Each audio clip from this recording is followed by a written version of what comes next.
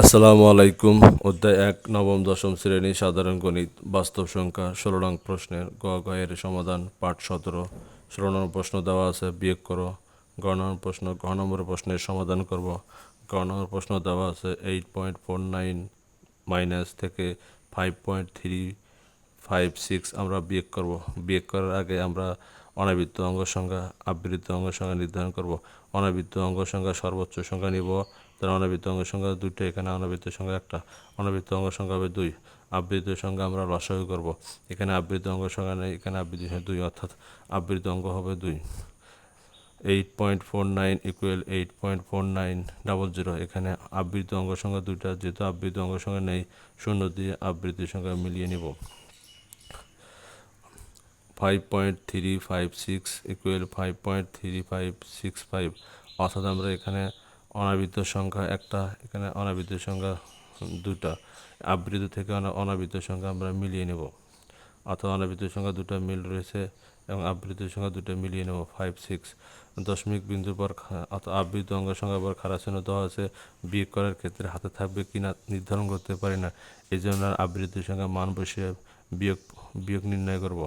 অর্থাৎ 10 থেকে 5 বাদ দিলে 5, হাতে থাকে 1, 1 আর 6 7, 10 থেকে 7 বাদ দিলে 3, কারা চিহ্ন, হাতে থাকে 1, 1 আর হলো 5 6, 10 থেকে 6 বাদ দিলে 4, হাতে থাকে 1, 1 আর হলো 6 7, 10 থেকে 7 বাদ দিলে 3, হাতে থাকে 1, 1 আর 5 6, 9 থেকে 6 বাদ দিলে 3, 4 থেকে 3 বাদ দিলে 1, দশমিক চিহ্ন, 8 থেকে 5 বাদ দিলে 3। নির্ণয় বিয়োগ পর 3.1334, অর্থাৎ পৌনমণিক।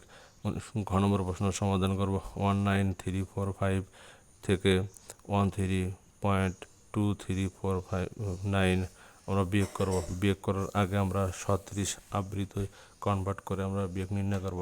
কিন্তু তার আগে দশমিক বিন্দু পর অনাবৃত্ত সংখ্যা সর্বোচ্চ সংখ্যা নির্ধারণ করব, আবৃত্ত সংখ্যা লসাগু করব। এখানে অনাবৃত্ত সংখ্যা দুইটা, এখানে অনাবৃত্ত সংখ্যা একটা, তার অনাবৃত্ত সংখ্যা সর্বোচ্চ সংখ্যা দুইটা, এখানে অনাবৃত্ত সংখ্যা হবে 2। আবৃত্ত সংখ্যা একটা, এখানে আবৃত্ত সংখ্যা 3টা, 3 আর 1 লসাগু করলে আবৃত্ত সংখ্যা 3। 19.345 ইকুয়াল 193455। এখানে আমরা অনাবৃত্ত অঙ্গ সংখ্যা মিলিয়ে নেব, আবৃত্ত অঙ্গ সংখ্যা মিলিয়ে নেব।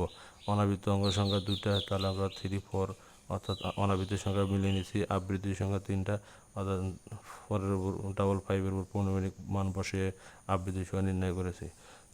13.2349 ইকুয়াল 13.2349, অর্থাৎ আমরা পর্যায়ক্রমে মান বসাবো। মান বসানোর পর অনাবৃত্ত অঙ্গ সংখ্যা মিলিয়ে নেব, পরে আবৃত্ত অঙ্গ সংখ্যা মিলিয়ে নেব।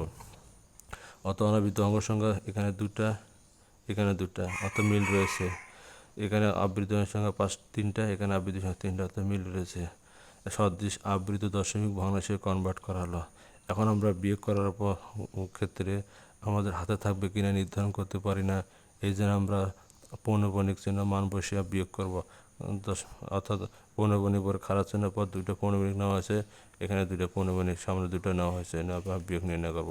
এখন 15 থেকে 9 বদলে 6, হাতে থাকে 1, 1 আর 4 5, 5 5 মিলে 0, খারাপ চিহ্ন।